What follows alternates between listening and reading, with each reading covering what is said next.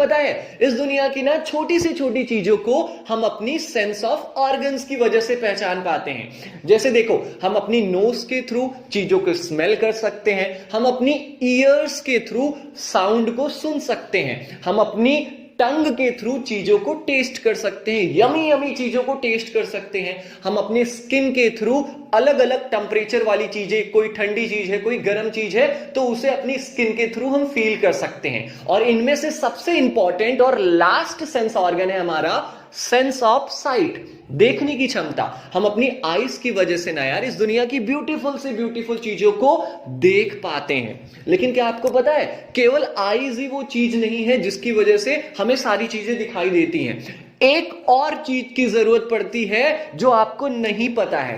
आज हम इसी वीडियो में उसी चीज के बारे में पढ़ेंगे। बट बिफोर स्टार्टिंग चैनल को सब्सक्राइब कर देना, बेल आइकन को दबाना ताकि मेरी नोटिफिकेशन ना फटाफट आप तक पहुंचती रहे। So without wasting time let's get started. NCERT science का चैप्टर नंबर 16 लाइट। लाइट का मतलब आपको पता है बहुत ही सिंपल, प्रकाश या उजाला। इस चीज को हम लाइट कहते हैं।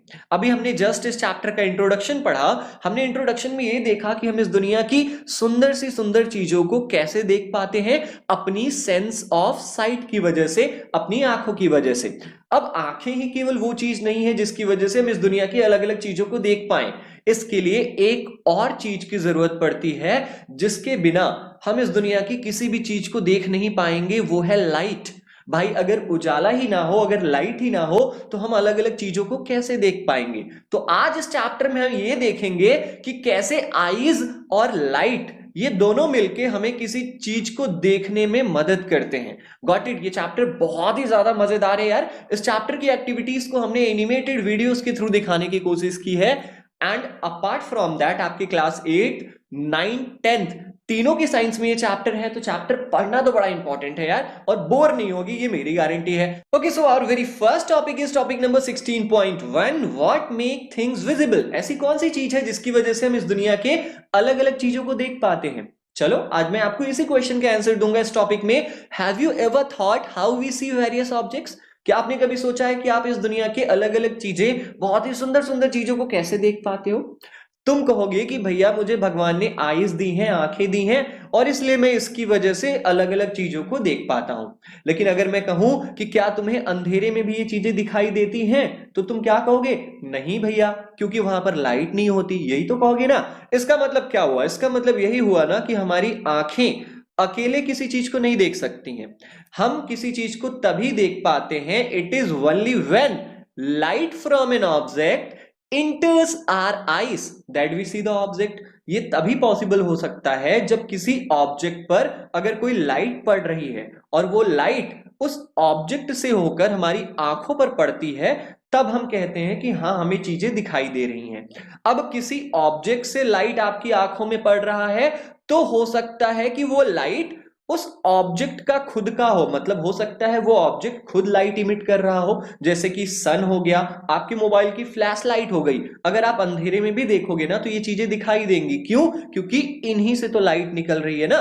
तो हो सकता है कि ऑब्जेक्ट के पास खुद की लाइट हो, या हो सकता है कि उस ऑब्जेक्ट के ऊपर कोई लाइट रिफ्लेक्ट कर रही हो, कोई लाइट कहीं से आके पड़ रही हो और उसके बाद उस ऑब्जेक्ट से रिफ्लेक्ट होकर वो लाइट हमारी आंखों पे पड़ रही हो। ये भी तो पॉसिबिलिटी हो सकती है ना। जैसे देखो आपको मैं इमेज से समझा देता हूं। ये टॉर्च देख पा रहे हो आप, इस टॉर्च की लाइट जब इस फुटबॉल पर पड़ रही है तो हम तुरंत फुटबॉल को देख पा रहे हैं। क्यों? क्योंकि टॉर्च से लाइट फुटबॉल पर आई, फुटबॉल ने लाइट रिफ्लेक्ट कर दी हमारी आंखों में, और इस वजह से हम अलग अलग चीजों को देख पाते हैं। ठीक है, यू लर्न इन क्लास 7, आपने क्लास 7 में ऑलरेडी पढ़ा है कि जितनी भी पॉलिश्ड चीजें होती हैं, जितनी भी चिकनी चीजें होती हैं, या जितनी भी चमकदार चीजें होती हैं, वो मिरर का काम करती हैं, वो शीशे का काम करती हैं। अब शीशे का और लाइट का क्या कनेक्शन है? इस चैप्टर में हम मिरर के बारे में क्यों पढ़ रहे हैं? क्योंकि मिरर क्या होता है, मिरर अपने ऊपर जो भी लाइट उसके ऊपर, मिरर के ऊपर पड़ती है, उसका डायरेक्शन वो चेंज कर देता है। A mirror changes the direction of light that falls on it. आप देख पा रहे हो ये एक शीशा रखा है, यहां पर एक लाइट आ रही है। ठीक है, लाइट आई तो इधर से लेकिन गई इधर से, मतलब क्या हुआ, शीशे ने, मिरर ने इस लाइट के डायरेक्शन को चेंज कर दिया। Can you tell in which direction the light falling on a surface will be reflected? क्या आप इतना बता सकते हो कि अगर लाइट किसी चिकने सरफेस पर, किसी मिरर पर टकरा जाती है तो वो किस डायरेक्शन में वापस जाएगी? हमें सीधा सीधा दिख रहा है कि अपोजिट डायरेक्शन, जिस डायरेक्शन से आई है उसके अपोजिट चली जाएगी वो। Got it?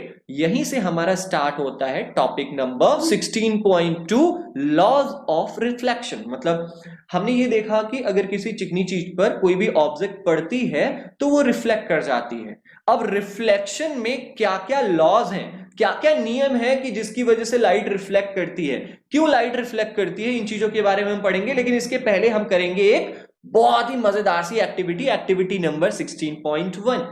इसके लिए आपको क्या करना है? इसके लिए आपको लेना है एक टेबल। जैसे मैंने एक टेबल ले लिया, आप देख पा रहे हो। टेबल पर आपको एक व्हाइट शीट ऑफ पेपर, एक सफेद चार्ट पेपर चिपका देना है। ठीक है, उसके बाद क्या करना है? टेक अ कॉम्ब, एक कंघी लो। जैसे मैंने ले लिया कंघी को। कंघी की जितनी भी ओपनिंग्स हैं, मतलब अगल बगल से दोनों तरफ से आप इसे बंद कर दो, केवल बीच में खुला छोड़ो। You can use a strip of black pepper for this purpose. आप बंद करने के लिए, इस कॉम्ब के ओपनिंग्स को बंद करने के लिए आप ब्लैक कागज का यूज कर सकते हो, जैसे मैंने किया है। ठीक है, hold the comb perpendicular to the sheet of paper. अब आपको क्या करना है? कंघी को जैसे मैंने पकड़ा है एकदम टेबल के परपेंडिकुलर, एकदम टेबल के खड़े खड़े, बिल्कुल ऐसे ही पकड़ना है। उसके बाद क्या करना है? देखो, जैसे मैंने टार्च से लाइट ले आया और इस लाइट को मैं इस कंघी के बीच में से, इस कॉम्ब के बीच में से निकाल रहा हूं। ठीक है, with slight adjustment of the torch. जब अगर आप टॉर्च को इधर उधर करके देखोगे ना, तो आप देखोगे कि दूसरी तरफ एक बीम ऑफ लाइट, एक रोशनी की किरण आ जा रही है, जैसे यहां पर आ रही है, देख पा रहे हो, येलो कलर की। ठीक है, अब आपको क्या करना है? Keep the comb and the torch steady. जैसे आपकी कंघी रखी गई है, जैसे टॉर्च रखा गया है, उसको वैसे ही रहने दो। उसके बाद क्या करो? उसके बाद एक प्लेन मिरर ले लो, जैसे मैंने यहां पर ले लिया। आप जैसे ही प्लेन मिरर लेके आओगे ना, इस लाइट के रास्ते में आप क्या देखोगे? What do you observe? तुम देख पा रहे हो भाई इस वीडियो में, इस एनिमेटेड वीडियो में, कि जैसे ही मिरर पर लाइट पड़ रही है, लाइट तुरंत वापस जा रही है, रिफ्लेक्ट कर जा रही है। आप यहां इस फिगर में भी देख सकते हो। ठीक है, तो ये थी हमारी एक्टिविटी लॉस ऑफ रिफ्लेक्शन को समझने के लिए। अब हमने इस एक्टिविटी में क्या पढ़ा, पहले ये देख लेते हैं कि आफ्टर स्ट्राइकिंग द मिरर, हमने देखा कि जैसे ही ये रे ऑफ लाइट मिरर से टकराती है, ये रे ऑफ लाइट जो इस कॉम्ब के बीच में से, इस कंघी के बीच में से आ रही है, जैसे ही ये मिरर से टकराती है तो हमने क्या देखा? ये अपना डायरेक्शन चेंज करके किसी और डायरेक्शन में चली जाती है। हमने यही तो देखा ना। अब आपके सामने दो लाइन बन गई है। एक लाइन जो इस शीशे से टकरा रही है, स्ट्राइक कर रही है। एक लाइन जो इस शीशे से, इस मिरर से स्ट्राइक करके वापस आ रही है, बैक आ रही है। इन दोनों लाइंस को हम क्या कहेंगे? ऐसी लाइट रे जो किसी सरफेस से स्ट्राइक करने वाली है, उसे हम इंसिडेंट रे कहते हैं। जैसे देख रहे हो ये वाली रे, ये वाली रोशनी जाके मिरर पर स्ट्राइक करेगी, इसलिए इस रे को हमने एक नाम दिया है। क्या नाम दिया है? Incident ray. ऐसी रे जो किसी सरफेस पे इंसिडेंट करने वाली हो, स्ट्राइक करने वाली हो, उसे हम इंसिडेंट रे कहते हैं। और जो ये दूसरी रे ऑफ लाइट है जो किसी सरफेस से इंसिडेंट करके, स्ट्राइक करके वापस आ रही है टकरा के, ऐसी रे ऑफ लाइट को हम क्या कहते हैं? रिफ्लेक्टेड रे का नाम देते हैं। समझ में आया इंसिडेंट रे क्या होता है और रिफ्लेक्टेड रे क्या होता है? अब यहां पर नेक्स्ट पेज पे हमें कुछ सिखाया गया है, रे ऑफ लाइट के बारे में बताया है इसने। इस चैप्टर में बार बार रे ऑफ लाइट यूज करेंगे। तो पहले ये जान लो रे ऑफ लाइट होता क्या है। देखो, रे ऑफ लाइट ज्यादा कुछ नहीं है, एक आइडियलाइजेशन है। मतलब लोगों ने बस एक नाम दे दिया है रे ऑफ लाइट। किस चीज को नाम दिया है? कोई पतली सी अगर लाइट की किरण है, अगर कोई पतली सी बीम ऑफ लाइट है ना, जो कि बहुत सारे अलग अलग रेस से मिलकर बनी हुई हो, जो कि बहुत सारे अलग अलग किरणों से मिलकर बनी हुई हो। हम जानते हैं हमारे पास बहुत सारे रेज हैं, वाई रेज हैं, एक्स रेज हैं, अल्फा रेज हैं, पता नहीं क्या गामा रेज हैं। ठीक है, तो अलग अलग रेस से एक पतली लाइट की लाइन बनती है, इसी लाइन को हम रे ऑफ लाइट कहते हैं। ठीक है, अपने पढ़ाई को हम सिंपल बनाने के लिए हम इसी टर्म को रे ऑफ लाइट या नैरो बीम ऑफ लाइट कहते हैं। अब समझ में आया रे ऑफ लाइट किसे कहते हैं? चलो, अब यहां पर आपको करनी है कुछ कलाकारी। क्या करनी है भाई? Draw line showing the position of the plane mirror, the incident ray and the reflected ray on the paper with the help of your friends. आपको करना क्या है? अभी जो इसके पहले हमने एक्टिविटी की थी, हमने टॉर्च लगाकर कॉम्ब के बीच में से लाइट पास कराया था हमने, फिर शीशा रखा था बीच में, हमने ये देखा था कि रिफ्लेक्ट हो रहा है कि नहीं, ठीक है। तो अब इस एक्टिविटी को आपको एक प्लेन पेपर पर उतारना है। क्या करोगे आप, एक लाइन खींचो, एक लाइन ड्रॉ करो जो कि प्लेन मिरर को शो कर रहा हो। जैसे देखो ये वाली लाइन आपको दिख रही है ना, ये वाली लाइन, ये प्लेन मिरर को शो कर रही है। यहां पर मिरर का साइन भी इसने बना दिया है, ठीक है। उसके बाद क्या करना है आपको, एक इंसिडेंट रे बनानी है। इंसिडेंट रे कौन सी होती है, जहां से लाइट आती है। फॉर एग्जांपल टॉर्च यहां पर रखा गया है, ठीक है। लाइट अगर यहां से आ रही है तो इस लाइन को हम इंसिडेंट रे कहेंगे, ठीक है। और आपको रिफ्लेक्टेड रे भी बनाना है। पेपर पर इस लाइन को भी ड्रॉ कर लेना, क्योंकि लाइट अगर यहां से आएगी तो शीशे से टकराने के बाद ये वापस भी तो जाएगी ना, तो रिफ्लेक्टेड रे भी आप बना लेना। उसके बाद क्या करना है, remove the mirror and the comb. जो हमने पिछली एक्टिविटी में शीशा और कंघी का यूज किया था उसे हटा लो, ठीक है। अब आपको क्या करना है, draw line making an angle of 90 degree. इसके बीच से जहां पर ये एंगल ऑफ ये जो इंसिडेंट रे है जहां पर टकराती है ना, वहीं से आप एक 90 डिग्री जो कि परपेंडिकुलर लाइन होता है ना, परपेंडिकुलर लाइन बना दो। परपेंडिकुलर का मतलब यहां से एकदम सीधा लाइन बना दो 90 डिग्री का। देखो 90 डिग्री एंगल बनना चाहिए। Got it. चलो अब उसके बाद आपको क्या करना है, this line is known as the normal to the reflecting surface at the point. अब देखो ये लाइन जो आपने बनाई है ना, इस लाइन को हम एक दूसरा नाम देते हैं। क्या नाम देते हैं, नॉर्मल। इसे हम क्या कहेंगे, ये नॉर्मल लाइन है। किस चीज के नॉर्मल है ये जो रिफ्लेक्टिंग सरफेस है, ये जो शीशा है ना, इसके नॉर्मल पर ये जो लाइन है, इसी लाइन को हम क्या कहेंगे, नॉर्मल लाइन कहेंगे। Got it. अब आपने इस फिगर को जैसे ही बनाया तो सीन कुछ ऐसा है कि आपका फिगर दिखने लगेगा बिल्कुल ऐसा, ठीक है। देखो यहां पर हमने बनाया है प्लेन मिरर, यहां पर हमने एक लाइन बनाई है जो इंसिडेंट रे को शो कर रही है, ऐसे रे ऑफ लाइट को शो कर रही है जो मिरर से टकराने वाली है, इंसिडेंट करने वाली है। वहीं पर हमने एक और लाइन बनाया है, इस लाइन को हमने नाम दिया है रिफ्लेक्टेड रे।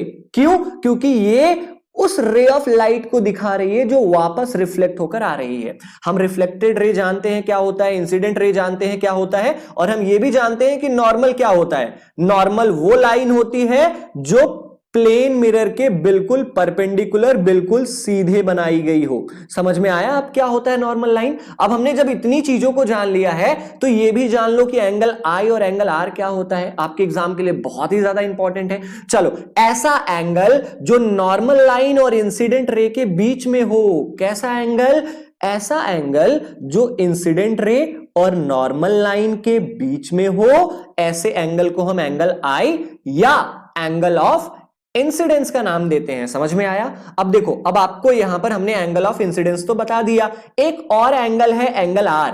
ये क्या होता है भैया, देखो ऐसा एंगल जो नॉर्मल लाइन और रिफ्लेक्टेड रे के बीच में हो उसे एंगल ऑफ रिफ्लेक्शन कहते हैं। So simple. देखो ये जो रिफ्लेक्टेड रे है और ये जो नॉर्मल लाइन है, इन दोनों के बीच में ये वाला जो एंगल है एंगल आर, इसी को हम कहते हैं एंगल ऑफ रिफ्लेक्शन या एंगल आर। Got it. अब देखो, अब आपको क्या करना है, देखो सबसे पहले प्रोटेक्टर लेके इस एंगल को मेजर करो कि कितनी डिग्री का ये एंगल है। फिर प्रोटेक्टर लेके इस एंगल को मेजर करो। आप देखोगे कि जितनी डिग्री का एंगल आई है उतनी ही डिग्री का एंगल आर है। इसका मतलब क्या होता है, जिस एंगल से लाइट आई है, लाइट उसी एंगल से दोबारा वापस जाएगी, एंगल चेंज नहीं होगा। समझ गए। अब आपको इस एक्टिविटी को दोबारा करना है, मतलब अलग अलग इंसिडेंट रे का एंगल चेंज करके देखो कि रिफ्लेक्टेड रे का एंगल सेम टू सेम आता है या नहीं आता। उसके बेस पर आपको ये जो ऊपर टेबल दिया गया है, ये टेबल भरना है। फॉर एग्जांपल, हमने पहले केस में एंगल ऑफ इंसिडेंस ले लिया 45 डिग्री, तो हम देखेंगे कि एंगल ऑफ रिफ्लेक्शन भी हमारा ऑलमोस्ट 45 डिग्री है, क्योंकि सिंपल सा रूल है कि लाइट जिस एंगल से आती है उसी एंगल से जाती है। हमने दूसरी बार 30 डिग्री पर एंगल ऑफ इंसिडेंस ले लिया, तो हम देखेंगे कि एंगल ऑफ रिफ्लेक्शन भी हमारा 30 डिग्री का होगा। जितना आप एंगल ऑफ इंसिडेंस लोगे उतनी ही एंगल ऑफ रिफ्लेक्शन भी होगा। यही हमारा क्या है, लॉ ऑफ रिफ्लेक्शन है। Do you see any relation between the angle of incidence and the angle of reflection? क्या तुम एंगल ऑफ इंसिडेंस मतलब एंगल आई और एंगल आर में कोई रिलेशन देख पा रहे हो? हां भैया, हमने ये देखा कि एंगल आई हमेशा एंगल आर के इक्वल है।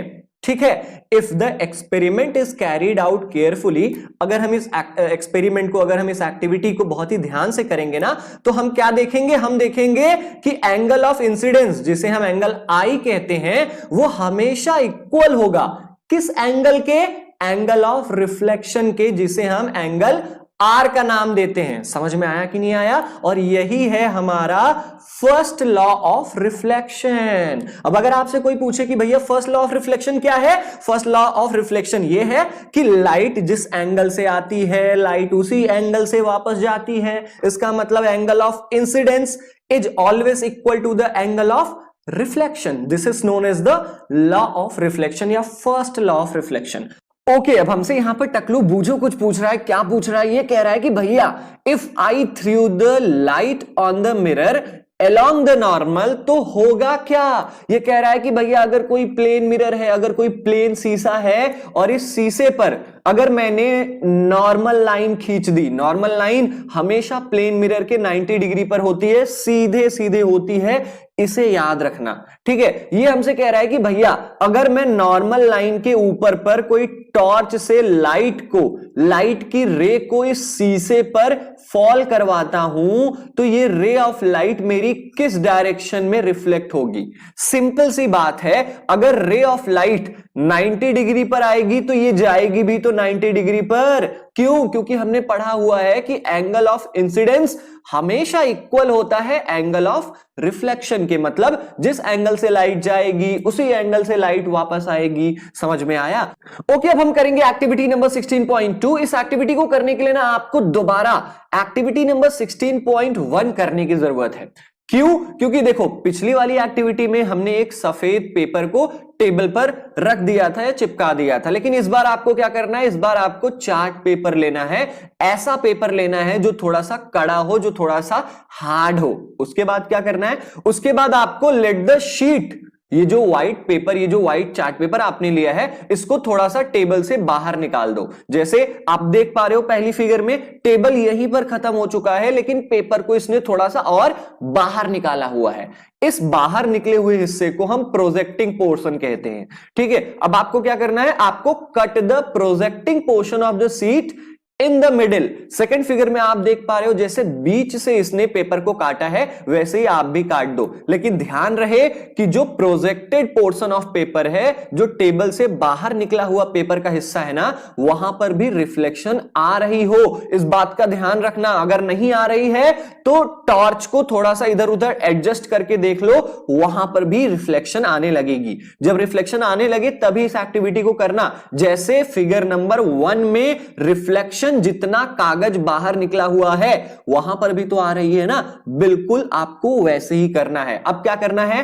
Bend the part of the projected portion on which the reflected ray falls. अब सेकेंड फिगर में आप देखो, सेकेंड फिगर में आप देख पा रहे हो जिस प्लेन पर, जिस कागज पर रिफ्लेक्शन आ रही है, हमने उसको काट दिया है। और अगर हम इसको बेंड कर देंगे, मोड़ देंगे, तो क्या अब भी आप रिफ्लेक्टेड रे को देख पा रहे हो? हां बिल्कुल देख पा रहा हूं, बस थोड़ी सी छोटी हो गई है। इसका मतलब क्या हुआ? इसका मतलब बहुत ही सिंपल सा हुआ। क्या हुआ कि जो इंसिडेंट रे होती है, जो रिफ्लेक्टेड रे होती है और जो नॉर्मल लाइन होती है, वो तीनों एक ही प्लेन पर लाई करती है। मतलब एक ही प्लेन पर होना चाहिए। जैसे देखो इस फिगर से मैं आपको समझा देता हूं। ये जो अभी ये चार्ट पेपर है, ये पूरा एक पेपर है, ठीक है, गॉट इट। लेकिन जैसे ही हमने इसको कट किया, एक पेपर ये हो गया, एक पेपर ये हो गया। यहां पर रूल हमारा ये कहता है कि जो इंसिडेंट रे है, इंसिडेंट रे का मतलब ये जो लाइट आ रही है, और जो रिफ्लेक्टेड रे है मतलब ये जो लाइट जा रही है, और ये जो नॉर्मल लाइन है, ये वो तीनों एक ही प्लेन पर होना चाहिए। यही हमारा रूल कहता है। ठीक है, जब हमने इस कागज को काट दिया, ठीक है, तो ये एक प्लेन तो रह नहीं गया, एक प्लेन ये हो गया, एक प्लेन ये हो गया, इसलिए यहां पर रिफ्लेक्शन आगे नहीं बनेगी। क्यों? क्योंकि यहीं पर हमारा सेकेंड लॉ ऑफ रिफ्लेक्शन काम में आता है कि जितनी भी इंसिडेंट रे है, मतलब जिस एंगल से लाइट आ रही है, और जो नॉर्मल लाइन है और जो रिफ्लेक्टेड रे है, वो तीनों एक ही प्लेन पर लाई करती है, एक ही प्लेन पर होनी चाहिए। इसी को हम सेकेंड लॉ ऑफ रिफ्लेक्शन या अनदर लॉ ऑफ रिफ्लेक्शन का नाम देते हैं। Got it? समझ में आया? अब देखो, पहली और बूझो ने इस एक्टिविटी को क्या किया है, सनलाइट में किया है, विद द सन किया है। जैसे देखो, हमने इस एक्टिविटी को टॉर्च से किया है, ऐसे ही पहेली एंड बूझो ने टॉर्च की जगह सूरज की लाइट को, सन की लाइट को यूज किया है, फिर कंघी से, कॉम्ब के बीच से इसने लाइट पास कराई है, शीशा रखा है, देखा है रिफ्लेक्शन कहां जा रहा है। मतलब सेम एक्टिविटी को पहेली और बूझो ने सनलाइट में किया है। हमने टॉर्च की लाइट ली है, उन्होंने सन की लाइट ले ली है। ठीक है, आप भी चाहो तो आप भी सन की लाइट से इस एक्टिविटी को कर सकते हो, लेकिन जरूरत क्या है। चलो आगे चलते हैं। बूझो remembered that in class 7th he had studied some features of the image of an object formed by a plane mirror। अब देखो, बूझो ने क्लास 7th में ये पढ़ा है कि जितनी भी प्लेन मिरर होती हैं, जितनी भी शीशे होते हैं हमारे घर में, उसमें जो भी इमेज बनती है, जो आप रिफ्लेक्शन देख पाते हो, आप अगर शीशे के सामने खड़े हो तो आप खुद को देख पाओगे। ठीक है, तो जो हमारा दूसरा इमेज बनता है शीशे के अंदर, उसके बारे में यहां पर पहेली ने कुछ ऑलरेडी पढ़ा हुआ है, बस हमसे कुछ कंफर्म करना चाहता है। क्या पढ़ा है पहेली ने? पहेली ने यह पढ़ा है कि क्या जो प्लेन मिरर पर इमेज बनती है वो सीधी बनती है और अपसाइड डाउन, मतलब ऊपर से नीचे तक बनती है। बिल्कुल सही। हम अगर प्लेन मिरर के एकदम सामने खड़े हो जाएंगे तो हम देखेंगे हमारा जो इमेज है वो एकदम सीधा बना है और एकदम अपसाइड डाउन। अपसाइड डाउन मतलब सर ऊपर है और पैर नीचे है, बिल्कुल ऐसे ही बनता है। ठीक है, दूसरा, was it of the same size. यहां पर बूझो हमसे कह रहा है कि जो प्लेन मिरर पर इमेज बनती है, जो प्लेन मिरर पर हमारी पिक्चर दिखाई देती है शीशे पर ना, वो सेम साइज की होती है जो साइज हमारी होती है। जिस साइज का ऑब्जेक्ट होगा उसी साइज का प्लेन मिरर पर इमेज बनेगा, सेम टू सेम। तीसरा क्या देखा है बूझो ने, पहली ने? तीसरा ये देखा है कि जितना भी इमेज प्लेन मिरर पर फॉर्म होता है वो उतनी ही दूरी पर होता है जितनी दूरी पर हम और मिरर के बीच में दूरी है। Got it? जैसे देखो, यहां पर कोई शीशा है और यहां पर कोई बंदा खड़ा है। ठीक है, अगर वो शीशे में देख रहा है, उसके बीच में इतनी दूरी है, तो उसका इमेज भी दूसरी तरफ इतनी ही दूरी पर बनेगा। समझ में आया? चौथा क्या कह रहा है? चौथा कह रहा है कि could it be obtained on A screen. ये कह रहा है कि क्या ये जो दूसरी इमेज बन रही है शीशे के पीछे, क्या ये स्क्रीन पर हम ला सकते हैं? क्या हम इसे सचमुच में ला सकते हैं क्या?